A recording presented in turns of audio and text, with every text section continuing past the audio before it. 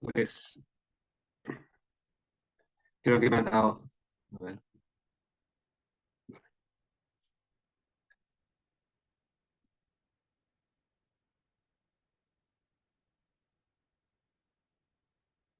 pues muy buenas tardes a todos y nada, pues muchas gracias por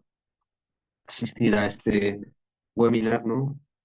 Organizado por la Escuela de Práctica Jurídica que tiene por finalidad, como finalidad principal, pues presentar este curso de alta especialización en litigación tributaria. Y la verdad es que, como habréis visto en la convocatoria, estaba previsto que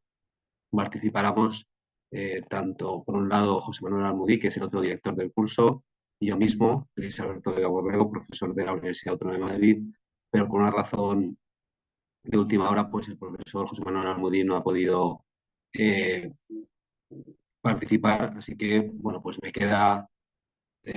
a mí todo este tiempo que se ha establecido para, bueno, pues para tratar este webinar. La verdad es que cuando hablamos de qué contar en este webinar, pues mi idea principal era explicar, ¿no?, en qué consiste este curso y cuáles son los temas que se van a ver y cómo lo hemos diseñado, ¿no? Y en principio, pues si a los que estáis aquí asistiendo habéis repasado el temario que tenéis a vuestra disposición en la página de la Escuela de Práctica Jurídica, se trata de ver todas aquellas cuestiones que uno tiene que conocer bien cuando está en el ámbito de la litigación tributaria y, lógicamente, eso pasa fundamentalmente en el primer caso, la impugnación de los actos dictados por la Administración Tributaria, primero en la vía administrativa y luego en la vía jurisdiccional, con las diferentes fases que puede tener esta impugnación en función de la administración que haya dictado el acto, de su cuantía. Y como sabéis, se puede llegar en algunos casos hasta el Tribunal Supremo, y esos pleitos también pueden tener una derivada luego en el Tribunal Constitucional, en el Tribunal Europeo de Derechos Humanos e incluso eh, precisar para la resolución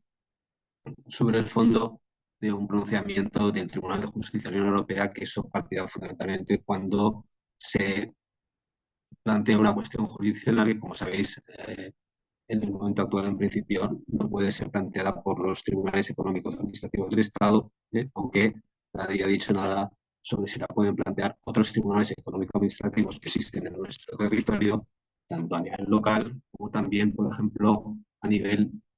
de los territorios forales. Bueno, bien, no sé si hay un tiempo para hacer preguntas y estando yo solo va a ser más complicado poder atenderlas, pero bueno, lo que voy a hacer es un pequeño repaso del programa y voy a plantear algunas de las cuestiones que quizás yo preguntaría o yo explicaría al hilo de todas las cuestiones que se abordan en el mismo, ¿no? Y como veis, bueno, pues aparte de una sesión de presentación, pues empieza el programa con una clase sobre el recurso de reposición que lógicamente no voy a explicar yo aquí, pero sí me gustaría empezar con una pequeña reflexión o una primera reflexión que ha surgido al hilo del recurso de reposición, pero creo que tiene una trascendencia mayor. Y se trata de aquellos casos en los que el sujeto que acaba pagando la deuda tributaria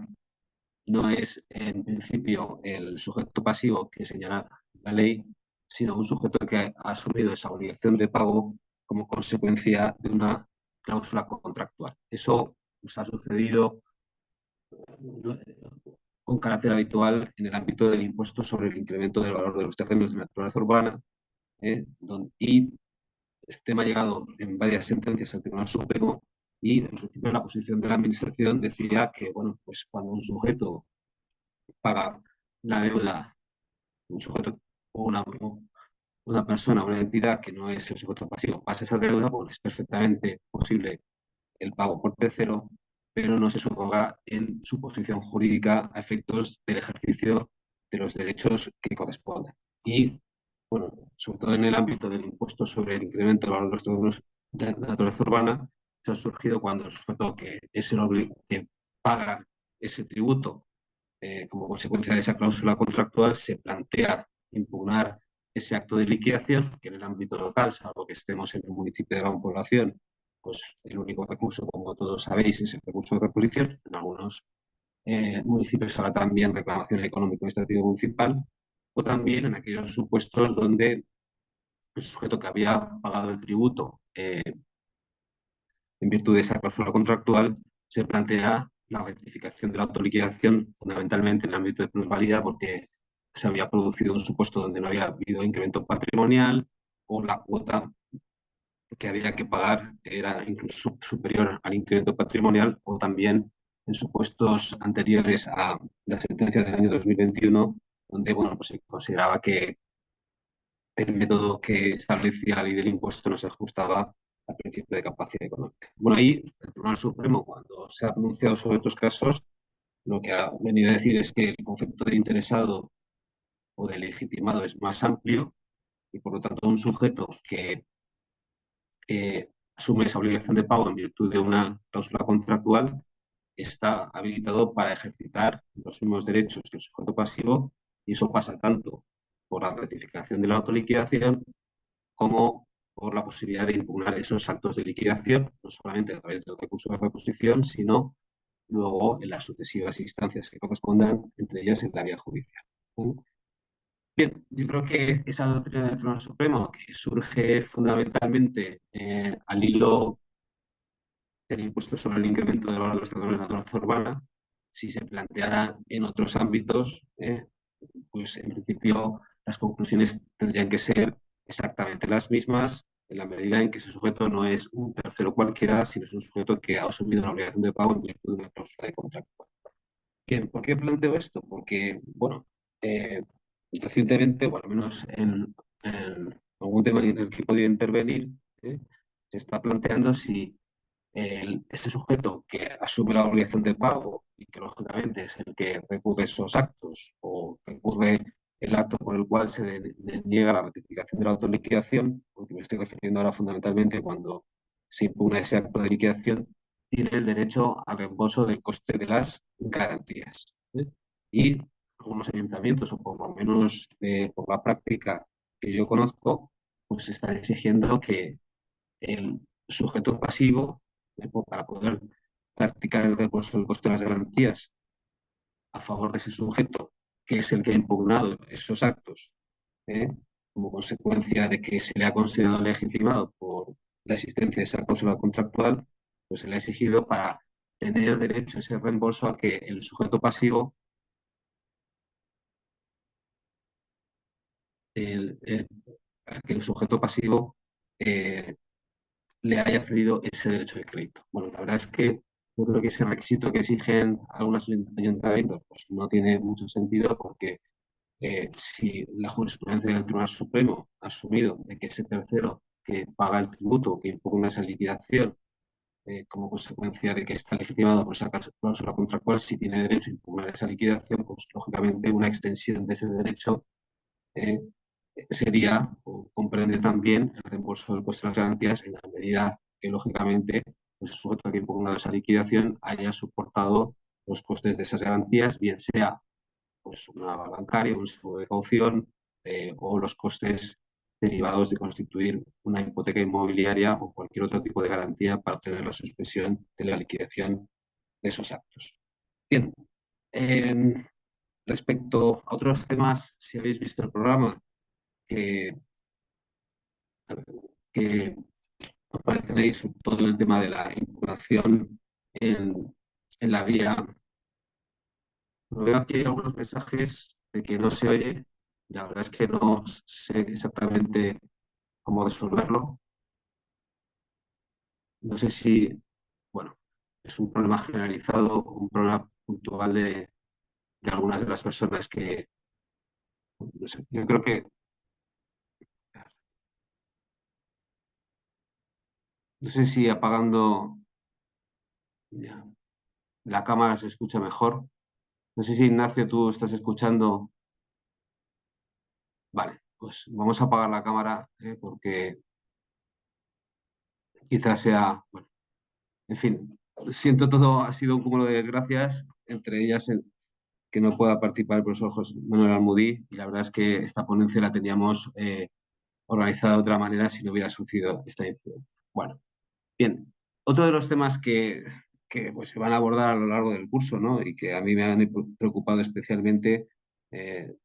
respecto a la impugnación de los actos en la vía económico-administrativa es el tema de la cuantía. Como todos sabéis, bueno, pues en función, cuando estamos ante un asunto que se va a ventilar ante los tribunales económico-administrativos del Estado, pues una de las primeras cuestiones que hay que advertir es si ese asunto va a tener una única instancia o una doble instancia, ¿no? Y eso va a depender de dos factores, ¿no? En primer lugar, del órgano que actúa, si es un órgano central, y lógicamente cuando quien actúa es la delegación de grandes contribuyentes, pues todos sabemos que ahí va a haber una única instancia y la competencia para resolver esa reclamación económico-administrativa va a corresponder al Tribunal Económico-Administrativo Central. Pero en aquellos asuntos donde no actúa un órgano central,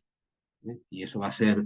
la mayoría de los asuntos, es decir, va a actuar un órgano periférico que con carácter general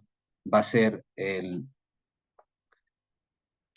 órgano de la administración competente en función del domicilio del obligado tributario, bueno, pues ahí en esos asuntos habrá que ver si va a haber una única instancia o va a haber una doble instancia. Y eso, como sabéis, va a depender fundamentalmente de la cuantía. Bueno, la verdad es que el tema de la cuantía ha generado muchas dudas, e incluso hubo una modificación en el año 2017 del reglamento de revisión que además de mantener la regla general que existía hasta ese momento, se introduce una serie de reglas especiales. Bueno, pues esa es una de las cuestiones, ¿no?, que vamos a ver aquí. Y por señalar algo, la verdad es que esta modificación del año 2017, al menos desde mi opinión,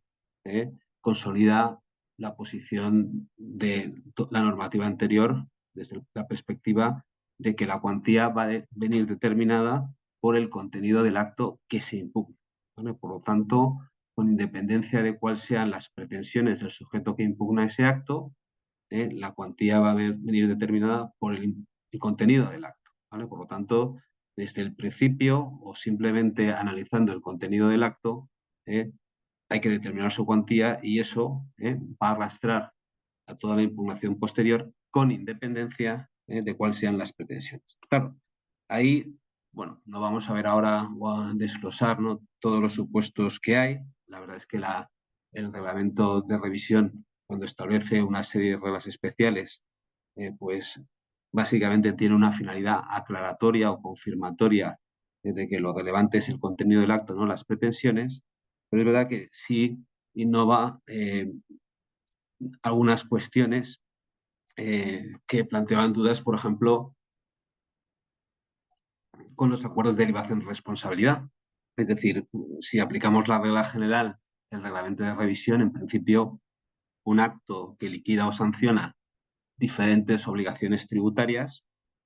pues en principio la cuantía de ese asunto no va a ser la suma de todas ellas, sino la que tenga un mayor importe, ¿vale? Por lo tanto, esa es la regla general que vamos a tener que aplicar frente a cualquier liquidación o sanción que derive de un procedimiento de comprobación e inspección o de un procedimiento sancionador, es decir, cuando se regularizan varias o sancionan varias obligaciones tributarias, la cuantía no es la suma de todas ellas, sino la de mayor importe. Y, lógicamente, si no hay una que supere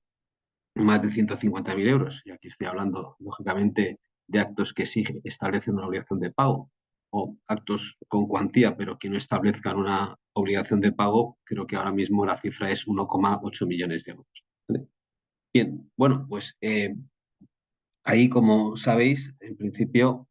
esa es la regla general, pero existe alguna regla especial que sin separarse de esa idea general de que la cuantía tiene que venir determinada por el contenido del acto y no depende de las pretensiones del sujeto que lo impugna, para los acuerdos de derivación de responsabilidad, que, como sabéis, normalmente incluyen obligaciones tributarias y en su caso sanciones de diferente eh, o derivadas de diferentes obligaciones tributarias. Si aplicáramos la regla general, en principio la cuantía de un acuerdo de derivación de responsabilidad no sería el importe total, sino habría que identificar cuáles son las deudas y sanciones que se derivan del deudor principal, y una vez que identificáramos la de mayor importe, eso sería lo que establecería la cuantía. Bueno, pues para los acuerdos de derivación de responsabilidad, como seguro que sabéis, el reglamento de revisión establece una regla especial y dice que para estos casos la cuantía no se va a regir por la idea general esta de que hay que segregar cada una de las obligaciones tributarias, sino que la cuantía de esa reclamación va a coincidir con el importe total que se deriva al responsable tributario. Bien, este tema, lógicamente, de la cuantía, pues como sabéis, tiene una gran trascendencia, porque no solamente va a determinar que haya o no una doble instancia, y en aquellos casos en los que identifiquemos que hay una doble instancia, pues lógicamente primero iremos al TEAR, luego al Tribunal Económico Administrativo Central a través del recurso de alzada ordinario, o incluso tendremos, como sabéis, la posibilidad de acudir directamente al Tribunal Económico Administrativo Central. Ahora bien, yo, dándole la vuelta al tema, ¿eh? Eh, cuando he pensado por qué existía ese recurso de alzada ordinario o esa doble instancia, pues pensemos, un asunto que solo hay una única instancia ante un tribunal económico administrativo. Vamos a pensar que sea un asunto que viene del Estado, ¿vale? Por lo tanto, es la Agencia Estatal de Administración Tributaria la que ha dictado ese acuerdo que es objeto de impugnación. Si el Tribunal Económico Administrativo Regional nos da la razón, y partimos de la premisa de que ese Tribunal Económico Administrativo Regional se pronuncia en única instancia, pues prácticamente en el 99,9% de los casos, si nos han dado la razón, podemos considerar que es un asunto donde ha habido una victoria completa, porque cuando se trata de el acto de origen viene del Estado, pues es muy infrecuente, por no decir que prácticamente no sucede nunca, que la administración tributaria que no esté conforme con esa resolución de ese Tribunal Económico Administrativo Regional decida declarar lesiva al interés público, y acuda posteriormente, eh, al, eh, a un procedimiento de lesividad dirigido, o con la finalidad de lograr la anulación de ese acto en la vía judicial. ¿Vale? Por lo tanto, como veis, los asuntos que terminan en un TEAR a favor del contribuyente que se pronuncia en única instancia, pues ahí prácticamente son asuntos que podemos decir que ya están terminados, porque la Administración del Estado no va a reaccionar, no va a reaccionar a través del único recurso que tiene, que es la declaración de lesividad. Claro, cuando sigo en supuestos donde el acto de origen viene del Estado, pero en los que hay una doble instancia, y vamos a pensar que el TEAR, el Tribunal Económico Administrativo Regional, le da la razón al contribuyente, bueno, pues en estos casos, como sabéis, ahí todavía no hay nada que celebrar, porque la Administración tributaria, es verdad que a través de las direcciones generales, tiene la posibilidad de interponer el recurso al alzada ordinario, ¿vale? Por lo tanto, y además tiene la posibilidad de interponer ese recurso al alzada ordinario, y el TEAC, cuando resuelva, va a poderse pronunciar sin ninguna limitación de objeto, es decir, podrá confirmar la resolución del TEAR, pero también revocar esa resolución del TEAR, y por lo tanto, si la revoca, lo que estará confirmando es la legalidad del acto de origen que ha dictado la Administración. La verdad es que, si lo vemos de esa perspectiva, el recurso al alzada ordinario está pensado más bien, como una suerte de declaración de lesividad, o que la Administración pueda reaccionar frente a una resolución de un Tribunal Económico Administrativo Regional en el que no le da la razón, sin acudir, a esta vía de la declaración de lesividad, ¿vale? Bueno, la verdad es que, en mi opinión, bueno, aunque eso no creo que tenga gran desarrollo, pero con toda probabilidad, la principal razón de que se mantenga esa doble instancia es precisamente esa, es decir, que la Agencia Estatal de Administración Tributaria, en los asuntos de mayor cuantía, pueda reaccionar frente a esas resoluciones de los tribunales económico-administrativos regionales sin necesidad de acudir al procedimiento de lesividad, porque precisamente tiene ese recurso de alzada ordinaria. Es verdad que todo lo que he dicho, cuando estamos hablando de actos que no vienen del Estado, sino que de actos que vienen de las comunidades autónomas, no sobre cualquier tributo, sino sobre tributos cedidos, pues la posición es, o la situación es totalmente distinta. Porque, como sabéis, cuando un asunto, bien donde haya doble instancia o donde haya una única instancia, cuando el acto de origen lo ha dictado una comunidad autónoma y ese Tribunal Económico Administrativo Regional o ese Tribunal Económico Administrativo Central le da la razón al contribuyente y por lo tanto anula ese acto de la comunidad autónoma, pues ahí tanto la jurisprudencia del Tribunal Supremo como la jurisprudencia del Tribunal Constitucional ha reconocido la posibilidad de que las comunidades autónomas impugnen esos actos ante la vía judicial sin cumplir los requisitos de la declaración de lesividad. Y ahí nos vamos a encontrar, como seguro que vosotros os habéis encontrado en más de una ocasión, en situaciones donde uno en la vía administrativa ha conseguido, ¿no?, que le den la razón, es decir, que se anulen esos actos de origen y se encuentre de repente en la vía judicial, pero no en la posición habitual en la que se encuentra el contribuyente de recurrente, sino de recurrido, más bien, en este caso la comunidad autónoma, lo que va a recurrir es a resolución de un tribunal económico administrativo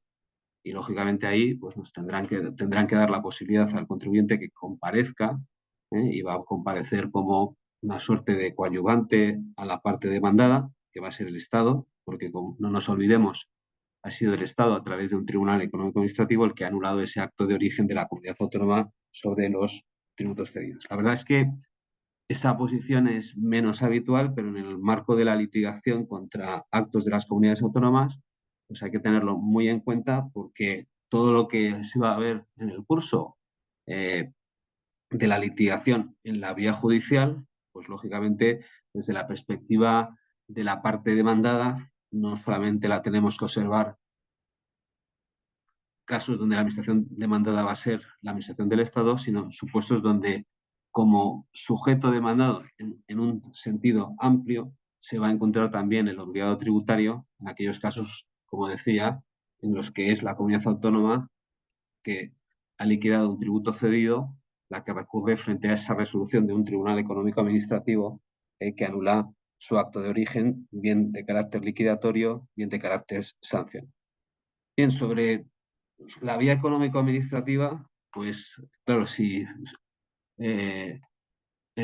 aquellos que les interese este curso, bueno, verán que no solamente en este ámbito, sino en cualquier otro, pues hemos seleccionado a lo que hemos considerado los mejores profesionales que existen para impartir todos estos temas, que vienen no solamente de la universidad, sino también del sector privado y de la administración. Y lógicamente hay muchos más en España, pero no cabían todos, o por lo menos no cabían todos en el programa que habíamos diseñado. Pero bueno, como otra cuestión que resultaría interesante y se va a plantear es que a la vista de la doctrina del Tribunal Supremo, de la última doctrina del Tribunal Supremo, pero también la dictada durante estos años, es que esa administración que ha dictado ese acto, que es objeto de impugnación, ¿no?, que lógicamente el obligado tributario interpone esa reclamación económico-administrativa y a partir de ese momento, pues la administración tiene que conformar el expediente y enviar ese expediente junto con el escrito de interposición al Tribunal Económico Administrativo competente. Bueno, pues ese momento procedimental, desde la perspectiva de la Administración, es casi, tiene una importancia trascendental, sobre todo por su carácter preclusivo. ¿Y qué es lo que estoy diciendo? Pues, ¿qué es a lo que me estoy refiriendo? Que con la última doctrina del Tribunal Supremo, en principio, a partir de ese momento, una vez que la Administración envía el expediente al Tribunal Económico Administrativo, no va a tener la posibilidad de realizar complementos de expediente o ampliar ese expediente de oficio, sino solamente cuando se lo requiera ese Tribunal Económico Administrativo o ese Tribunal Judicial como consecuencia, bien porque lo haga de oficio, bien porque lo haga a instancia del obligado tributario que está recurriendo. Porque, como sabéis, el Tribunal Supremo yo creo que ya se ha referido a los tres casos posibles. El primero sería cuando el asunto está ante un tribunal económico administrativo, y me da igual que sea un regional o un central, y la Administración manda un complemento de expediente sin que nadie se lo haya pedido. Lo podemos llamar como un complemento de expediente de oficio. Cuando digo de oficio es que lo envía la Administración sin que se lo haya solicitado el Tribunal Económico Administrativo competente. Bueno, pues ahí el Tribunal Supremo ha dicho que esos complementos de expediente enviados de oficio por parte de la Administración no se pueden tener en cuenta. Por lo tanto, hay que resolver sobre la legalidad del acto a la vista del expediente primigenio que fue objeto de revisión por parte de la Administración sin tener en cuenta esos complementos de expediente, ¿vale? Lógicamente, esos complementos de expediente pues, tienen por finalidad de completarlo porque faltan en el mismo elementos eh, necesarios para justificar la legalidad de ese acto. Estoy pensando, en primer lugar, como todos estaréis pensando, en notificaciones que deben de constar que no aparecían en el expediente primigenio y que de repente la Administración advierte que no estaban y las envía porque eso puede afectar a la legalidad del acto. Pero también estoy pensando, y también teniendo en cuenta la última doctrina del Tribunal Supremo, en las derivaciones de responsabilidad, porque ahí bueno, pues se ha dicho que la Administración, cuando deriva la responsabilidad, no solamente tiene que incluir en el expediente el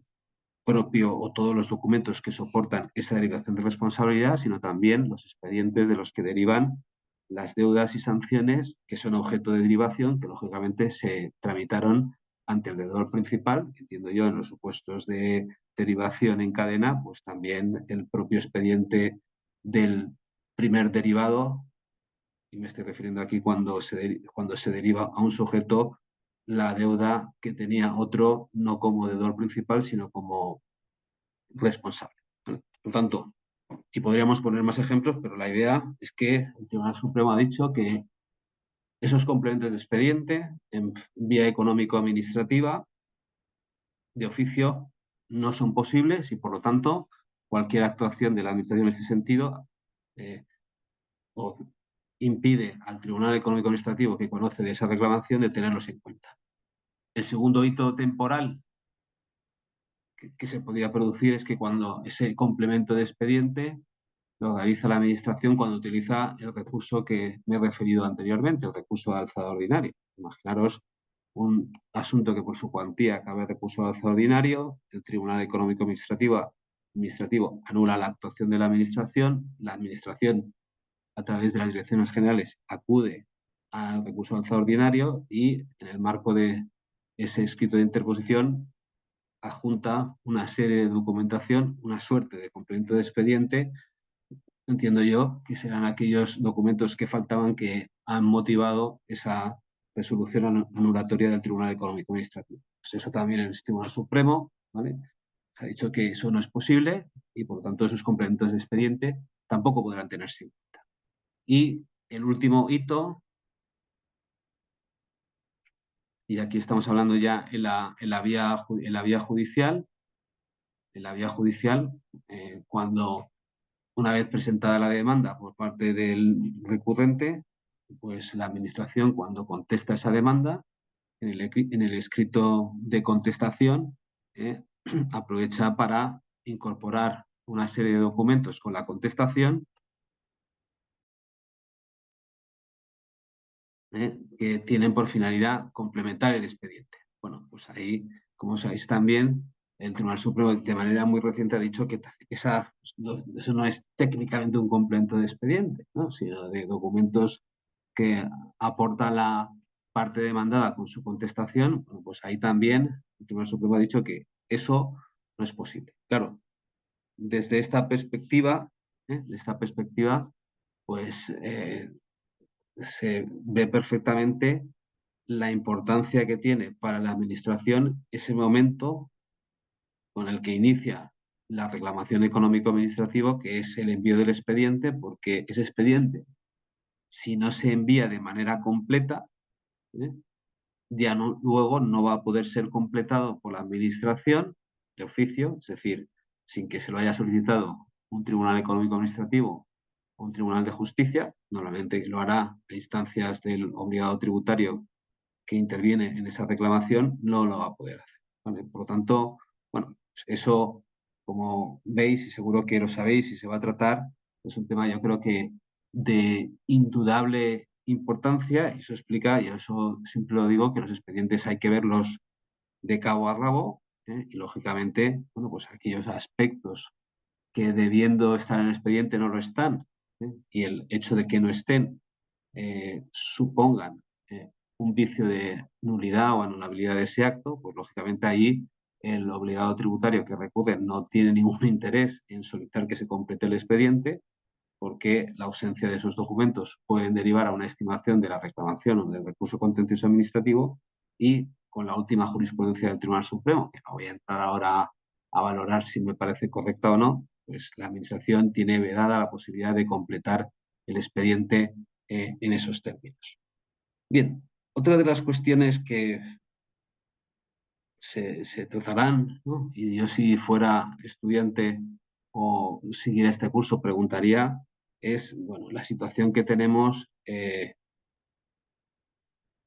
con la acumulación. Como sabéis, los tribunales económico-administrativos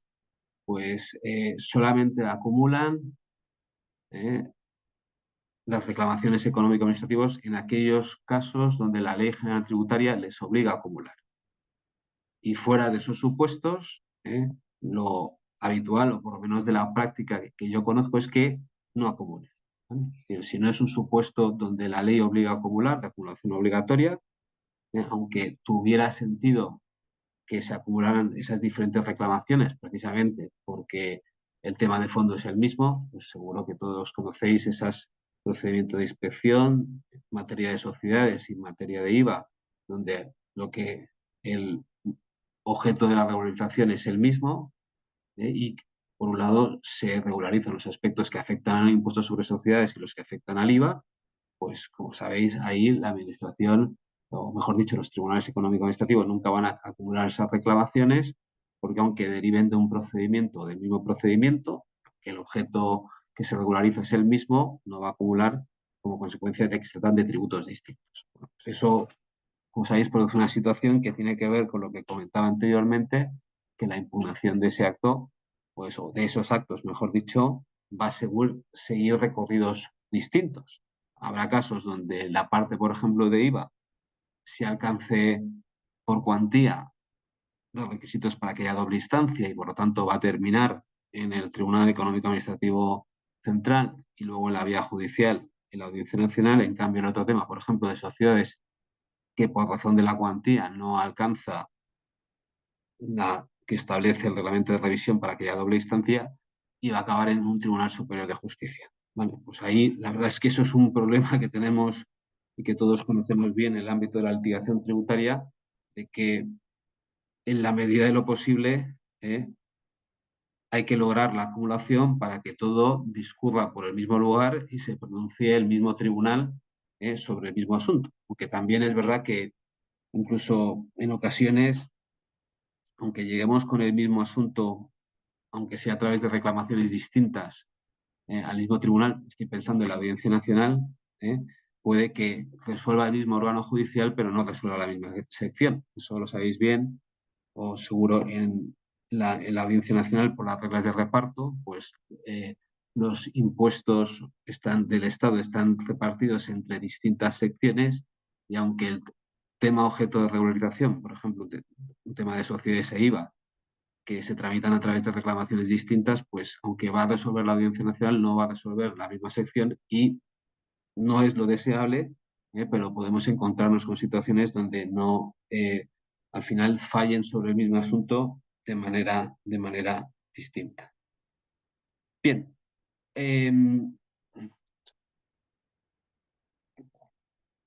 tratando alguna cuestión más que por lo menos a mí me suscita dudas, ¿no? De los muchos problemas que plantean la litigación tributaria, es la posibilidad de recurrir en la vía judicial las resoluciones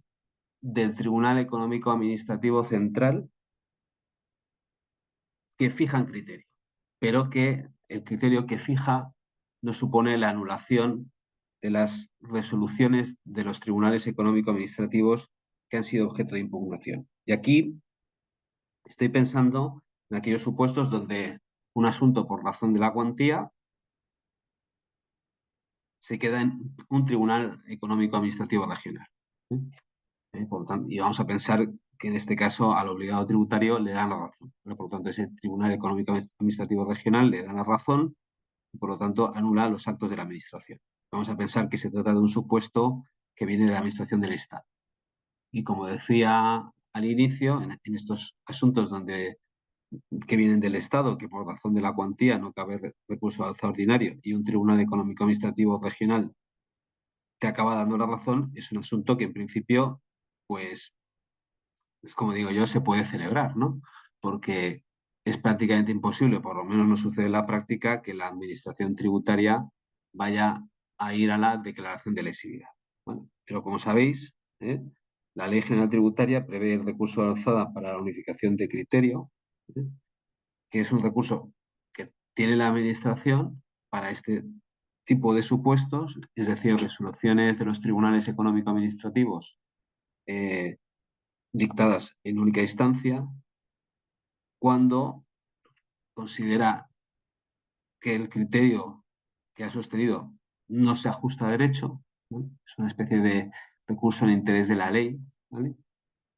O también en aquellos casos donde sobre la misma cuestión existen pronunciamientos de distintos tribunales económico-administrativos regionales en sentido distinto, ¿no? Ahí sería más bien una unificación de criterio. Bueno, pues pensemos que la Administración utiliza este recurso, ¿no? Y el Tribunal Económico Administrativo Central se pronuncia y fija criterio. Sabemos que esta resolución lo único que hace es fijar criterio, pero no anula como tal la resolución económico-administrativa, la resolución que ha dictado el Tribunal Económico Administrativo Regional, no la anula. Por lo tanto, lo que ha ganado ese obligado tributario o que le ha dado ese Tribunal Económico Administrativo Regional, en principio no va a ser revocado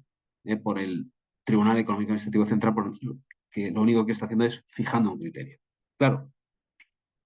en aquellos supuestos donde ese nuevo criterio o ese criterio que fija el Tribunal Económico Administrativo Central sobre cómo hay que interpretar esa norma es distinto al del Tribunal Económico Administrativo Regional y al obligado tributario tenga alguna consecuencia, y estoy pensando fundamentalmente, por ejemplo,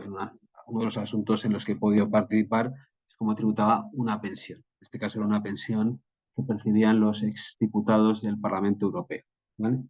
Claro, ahí es verdad que ese Tribunal Económico Administrativo Regional le había dado la razón diciendo que tenía que tributar de una manera, pero luego ese asunto subió al central y dijo que tenía que tributar de otra manera. Vale, por tanto, daros cuenta que ese conjunto de sujetos o ese sujeto en particular tenía sentido o tenía trascendencia, ¿eh? El impugnar esa resolución del Tribunal Económico Administrativo Central por su proyección a otros ejercicios ya autoliquidados o no comprobados o ejercicios posteriores. ¿Vale? Bueno, pues ese tema, si se puede impugnar una resolución del TEAC donde lo único que hace es fijar criterio, se ha planteado en un supuesto o en varios supuestos, pero sobre todo quiero destacar uno, que es cuando ese criterio eh, o no comparte ese criterio una comunidad autónoma. O sea, un supuesto de hace ya algunos años de cómo tributaban pues, las entregas de oro. Y al final, bueno, pues el Tribunal Económico Administrativo Central dijo que eso no tributaba por IPP. Y ahí, lógicamente, las comunidades autónomas no estaban de acuerdo con esa resolución que fijaba criterio. Por lo tanto, como veis aquí, eh, el sujeto que quería discutir ese criterio del Tribunal Económico Administrativo Central no era tanto un obligado tributario, sino en este caso una administración autónoma. Bueno, y ese asunto, pues, llegó la Comunidad Autónoma de Madrid, nos recurrió ante, creo que el TSJ de Madrid, y el TSJ de Madrid eh, inadmitió ese recurso contencioso administrativo. ¿Por qué? Porque venía a decir que esa resolución de del Tribunal Económico Administrativo Central que se pronuncia en el marco de uno de esos recursos donde lo único que hace es fijar el criterio, no es un acto impugnable. Bueno, la verdad es que es verdad que estoy utilizando aquí el ejemplo de una comunidad autónoma, pero también me valdría para un obligado tributario. Bueno, yo creo que ahí claramente es un acto impugnable, ¿no? En la medida en que fija un criterio que va a tener su proyección sobre otros asuntos, en este caso de la comunidad autónoma o del obligado tributario sobre otros ejercicios, claro que hay que considerar que esa resolución, aunque no anule ningún acto, pero que establece un criterio sobre cómo hay que aplicar una norma, debería ser un acto impugnable. Y es verdad que en ese asunto que os estaba comentando de la tributación del oro, pues ahí la comunidad autónoma de Madrid recurrió en casación, pero el Tribunal Supremo finalmente nunca resolvió ese recurso porque entendió que había perdido su objeto. Y lo que pasó, es decir, ahí nunca el Tribunal Supremo dijo o se pronunció sobre este tema que yo creo que tiene enorme trascendencia sobre si una resolución del Tribunal Económico Administrativo Central que fija criterio, si es un acto impugnable en la vía jurisdiccional, en la vía contencioso administrativa. Y ahí el Tribunal Supremo no se pronunció porque en ese asunto, cuando el Tribunal Supremo se tenía que referir sobre esta cuestión, ya se había pronunciado en el marco de otro recurso sobre cómo tenían que tributar las entregas de oro y se había pronunciado en un sentido que era el favorecido o el pretendido por las comunidades autónomas. Por lo tanto, dijo, bueno, no nos vamos a pronunciar sobre esta cuestión previa, porque pronunciarnos sobre esta cuestión previa es el paso para pronunciarnos sobre la cuestión de fondo. Como sobre la cuestión de fondo ya nos hemos pronunciado, pues no tiene ningún sentido pronunciarnos sobre la cuestión previa. Vale, por lo tanto, bueno, es un tema que quizás es menos habitual, quizás a mí me preocupe porque me ha tocado vivirlo, pero que no es una cuestión que todavía está aclarada, ¿no? Sobre si esas resoluciones de los tribunales del Tribunal Económico Administrativo Central, donde lo que hace es fijar criterio y no formalmente no anula la resolución del Tribunal Económico Administrativo Regional, que es objeto de impugnación, si ese es un acto recurrible en la vía jurisdiccional. Bien, sobre la vía judicial, pues la verdad, si habéis visto el programa, se va a tratar todo lo que uno debe saber, el ABC de la impugnación en la vía judicial, y es verdad que la impugnación en la vía judicial,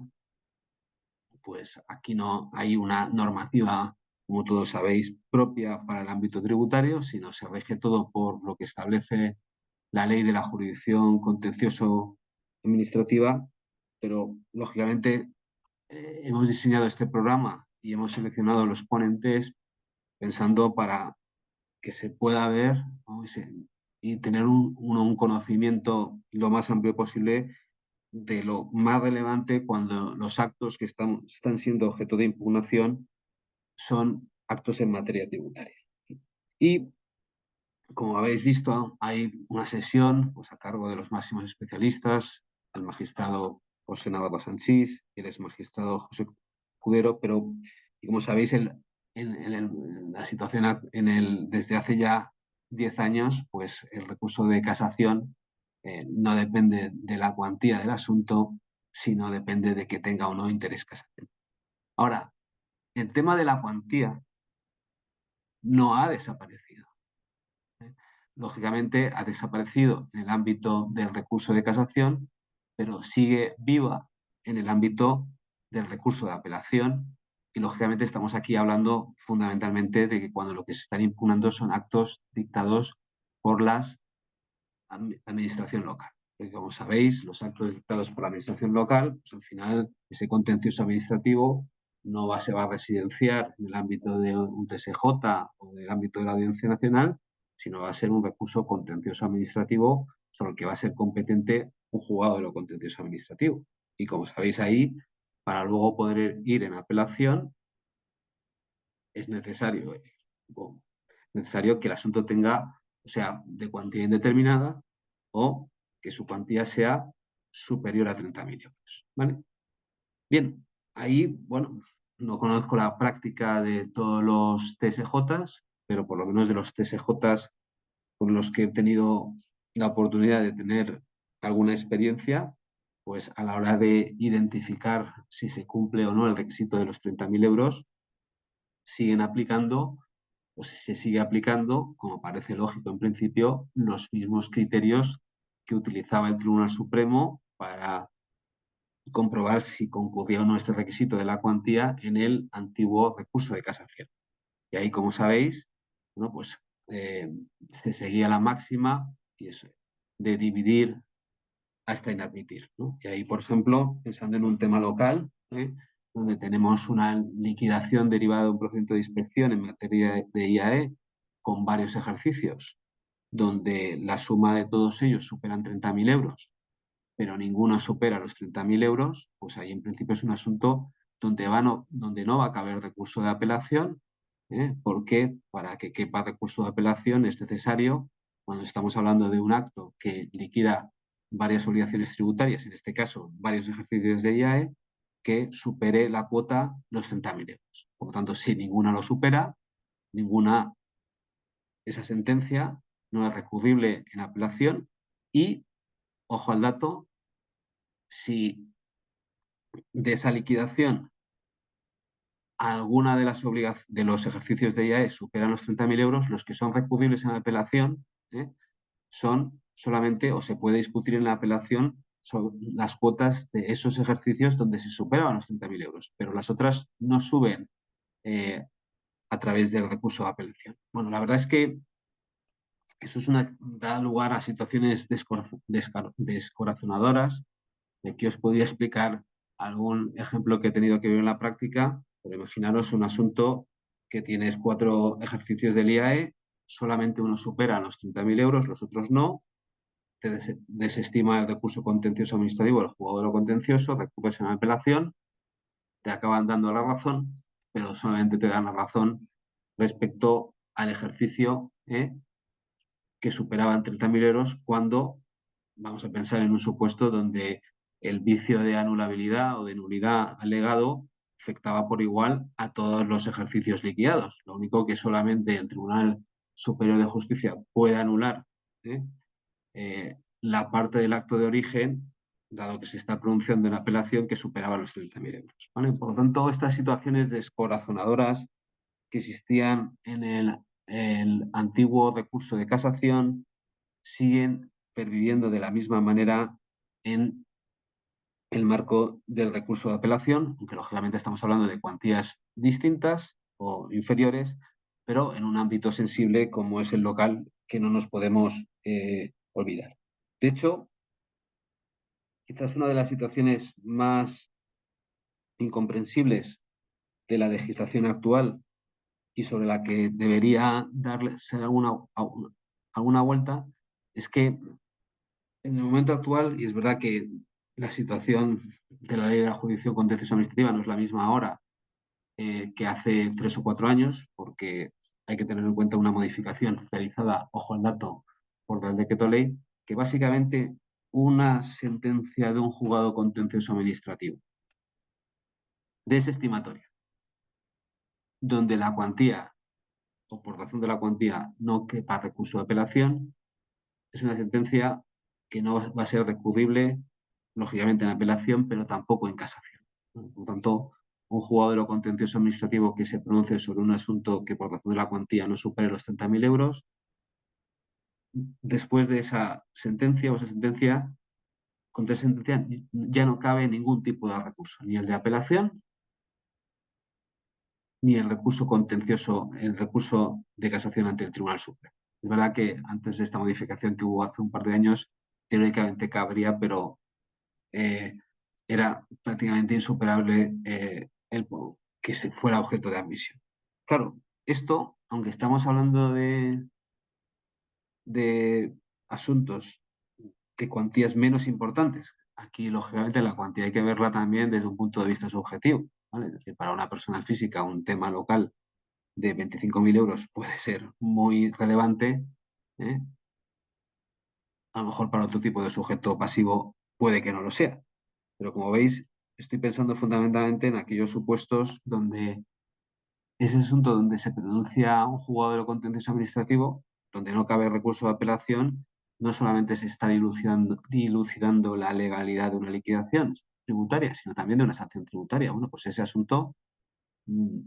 en relación al tema de la sanción, no va a haber doble instancia ninguna, ¿eh? Porque con la regulación actual no hay doble instancia, ¿vale? Por lo tanto, esa sanción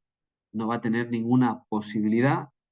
de que sea examinada su legalidad por ningún otro órgano, ¿vale? Es verdad que aquí no lógicamente no es el objeto de esta sesión explicar toda la doctrina Sacchetti, que se ha producido fundamentalmente en el ámbito del recurso de casación. Es decir, si el recurso de casación actual, pues estaba regulado de tal manera que diera satisfacción a la doble instancia, cuando lo que se está impugnando es un acto de naturaleza sancionado. Bueno, y aquí pues, no voy a detenerme a explicar cuál ha sido la posición del Tribunal Supremo. Eso os lo van a explicar a quien le interese en el curso con detalle. Pero bueno, ahí, al menos cuando estamos hablando de una sentencia de un TSJ o de una audiencia nacional, en principio técnicamente cabe recurso de casación. Es verdad que por interés casacional frente a esa sanción, y eso puede dotar o no, de alguna manera, con ese requisito o esa exigencia de la doble instancia. Pero en el ámbito local, cuando estamos hablando de asuntos de menos de 30.000 euros, donde nos encontramos con una sentencia desestimatoria, esa sentencia va a ser inimpugnable. Por supuesto, no va a ser impugnable a través del recurso de apelación y tampoco va a caber el recurso de, de casación, y lo único que quedaría en su caso, como sabéis, es recurrir en amparo ante el Tribunal Constitucional, lo cual habría que ver previamente si hay que plantear o no el incidente de unidad de actuaciones, y en su caso luego ante el Tribunal Europeo de Derechos Humanos. En fin, como veis, bueno, pues no se trata de aquí que haga una explicación en detalle de, de todos los contenidos del curso, los tenéis. Yo creo que tanto José Manuel como yo, pues nos llevó bastante tiempo llegar a un programa, ¿no?, que se ajustara un poco al modelo de cursos que imparte la escuela, ¿no?, de 50 horas, y creo que creo que hemos conseguido por lo menos de conformar un programa que sea viable impartirlo, y que lo impartan, pues lógicamente, quienes hemos considerado que son los máximos expertos para impartir este tipo de cuestiones, sin decir que hay muchos más en España y ya nos hubiera gustado a nosotros poder encajar a todas las personas que teníamos en la cabeza, pero al final las horas son limitadas, el número de ponentes son limitados y bueno, esperemos, seguro que hemos acertado en la elección. Y la verdad es que, bueno, este es un curso que, al menos en mi opinión, pues está pensado no para alguien que acaba de empezar, ¿no?, sino que ya tiene cierta experiencia, y uno de los principales atractivos que tiene el curso es poder tener delante, ¿eh?, en cada una de las sesiones a esas personas que nosotros hemos considerado algunos de los máximos expertos en esta materia, pues para plantearle todas las cuestiones que le han suscitado durante su experiencia profesional en este ámbito de la litigación, que he hablado aquí fundamentalmente de cuando estamos impugnando actos a través de los recursos ordinarios, pero si habéis visto el programa, pues también hay algunas secciones o temas previstos para la revisión de oficio, la revocación, para todo el tema de la responsabilidad patrimonial, la litigación ante el Tribunal Europeo de Derechos Humanos. Por tanto, quizás uno de los principales atractivos es poder plantear todas esas dudas que uno pueda tener, teniendo delante a un profesor pues, que es un máximo experto en la materia, y con toda probabilidad también se verá beneficiado por los compañeros que puedan asistir a este curso, ¿vale? Esta perspectiva, bueno, aunque seguiremos el formato habitual, pues las clases con cada uno de los ponentes, en la medida en que sea más bien un diálogo que un monólogo, pues yo creo que serán mucho más interesantes para todos, porque todos a los que interese creo que vais a poder aprender muchas cosas. Yo mismo, si tuviera tiempo, me matricularía en el curso, pero eso no es así. Bien, en fin, después de este largo monólogo, ¿vale? De Voy a abrir el chat por si tenéis alguna pregunta, ¿vale? Siento que no hayamos podido seguir el formato que teníamos previsto, precisamente porque no ha podido venir mi compañero José Manuel Almudí, siendo también los problemas de sonido. La verdad es que eso se escapa de, de mi ámbito, ¿vale? Pero bueno, si tenéis alguna pregunta, ¿vale? Yo veo aquí alguna pregunta, bueno, pues este webinar que que ha tenido lugar, bueno, pues es un webinar que se suele ofrecer por parte de la escuela con carácter previo a la impartición de alguno de estos cursos, ¿vale? Este quizás sea un webinar menos conocido porque este curso todavía no se ha impartido, que es el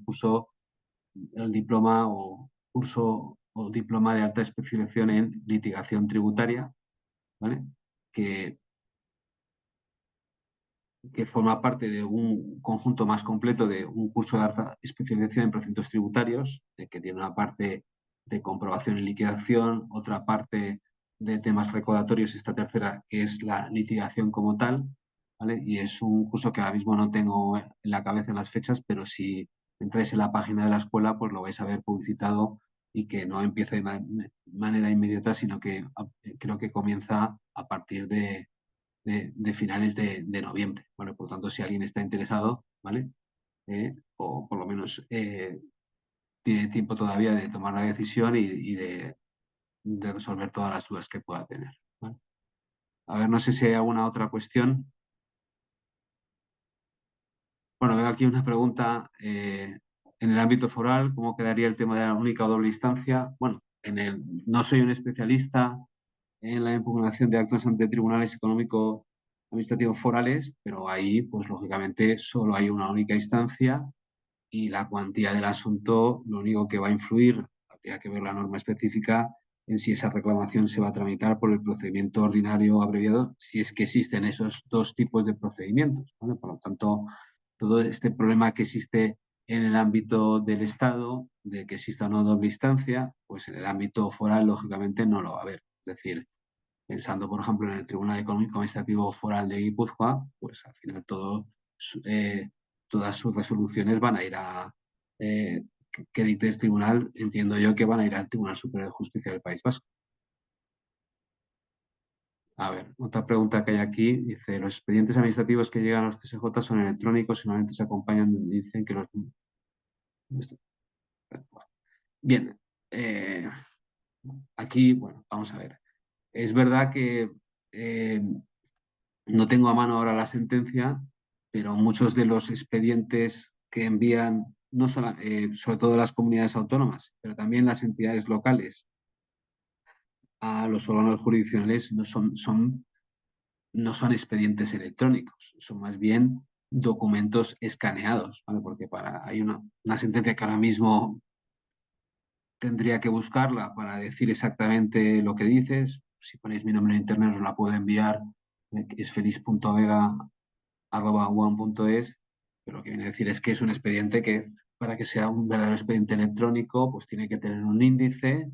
electrónico y a través de ese índice, pinchando en cada uno de las secciones o subsecciones, se tiene que acceder al documento o documentos con los que está vinculado, ¿vale? Por lo tanto, en principio, un expediente escaneado donde la administración coge y de la comunidad autónoma, que muchas veces hace eso, y escanea las 2.000 páginas del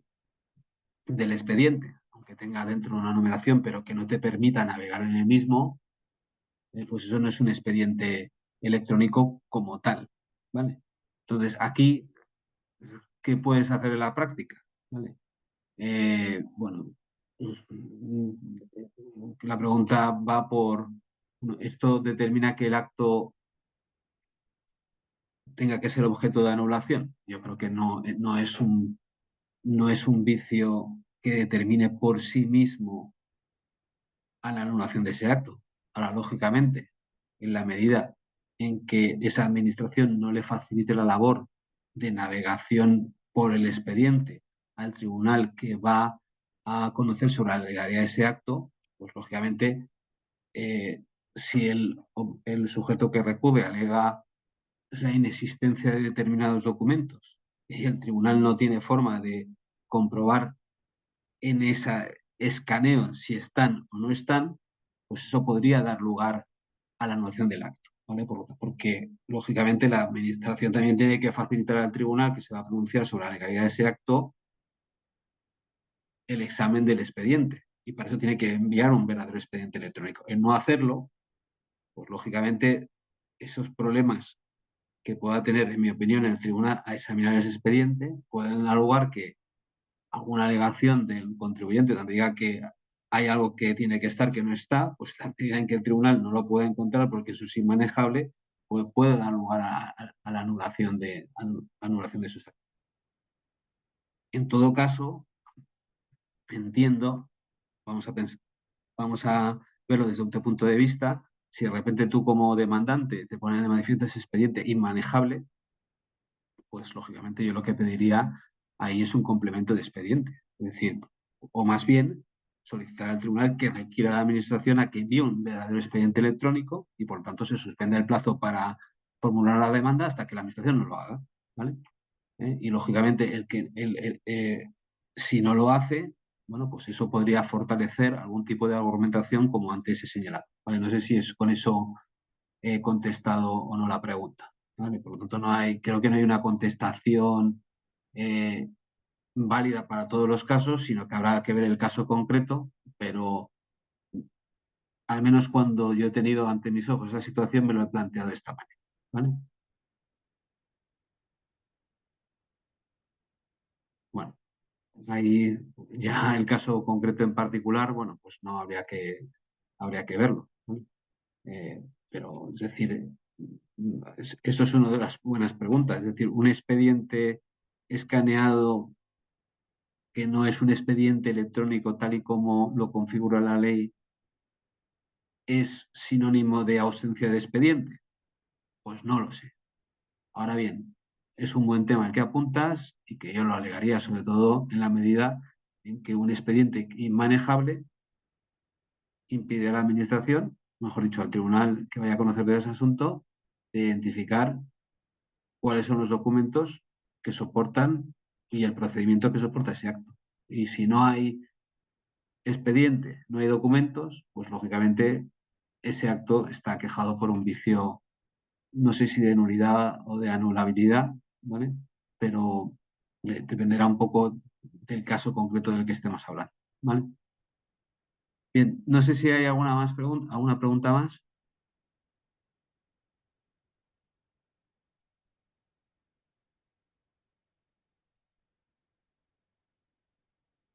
Bueno, yo creo que no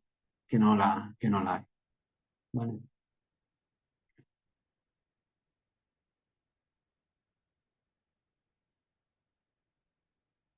Bueno, y una pregunta más, la voy a contestar, ¿vale? Bueno, aparte de lo que dice Juan Ignacio Rubio, que te saludo por esta vía, ¿vale? Y respecto a lo que apunta el interviniente anterior, vamos a ver, es decir, al menos en mi opinión, es decir, cualquier sentencia, no solamente del Tribunal Supremo, sino de cualquier otro órgano que aparezca, ¿no?, en una fecha posterior al que el asunto está concluso y visto para sentencia, aunque todavía no haya fecha de votación y fallo, que entienda un sujeto que favorece sus intereses lo puede aportar, ¿no? Al amparo ahora no me acuerdo exactamente qué artículo de la ley de enjuiciamiento civil, pero son documentos de fecha posterior, ¿vale? Por lo tanto, no solamente te vas a poder referir a ellas en el escrito de conclusiones, sino con posterioridad también lo vas a poder presentar un escrito amparándote en ese artículo de la ley de enjuiciamiento civil, ¿vale? Dando, ilustrando e informando al tribunal que conozca de ese asunto sobre ese criterio, ¿vale? Ahí, de la experiencia que yo tengo, normalmente lo que hace el órgano judicial, mientras no se haya señalado fecha, sea antes de la fecha de votación y fallo, es darle traslado a la otra parte, ¿vale? En este caso a la administración demandada para que se pronuncie, ¿vale? Pero en ese sentido no hay ninguna limitación para poder aportar cuantos pronunciamientos de fecha posterior al momento en que se ha declarado concluso la tramitación procedimental de ese recurso contencioso administrativo para ser aportado por cualquiera de las partes. No solamente la parte demandante, sino también la parte demandada, ¿vale? Vale. Bien. Bueno, yo creo que hemos agotado la hora que estaba previsto. En fin, os agradezco a todos vuestra participación. Os pido disculpas porque al final no hemos podido seguir el guión que teníamos previsto. Pero bueno, en todo caso, el principal objeto era pues dar conocimiento de este curso, de de las cuestiones que he tratado y mil más que tenía aquí apuntadas, ¿vale? Y que lógicamente, bueno, pues para los que estéis interesados pues y que asistáis a este curso, pues vais a tener la posibilidad de tratarlas pues, con grandes especialistas en la materia y plantear todas las cosas que algunos de vosotros me habéis planteado ahora o que os ha surgido al hilo de lo que contaba o de lo que no contaba, pues planteárselos a, a personas que saben mucho sobre la materia y lógicamente no como una consulta profesional, porque lo que hay que pagar ya está pagado, que es la matrícula del curso. Así que buenas tardes a todos y nada, muchas gracias a la Escuela de Práctica Jurídica por el apoyo para la puesta en marcha de este curso que esperemos que sea fructífero y que esta edición no sea la primera, sino que sea la primera de muchas otras. Buenas tardes. Hasta luego.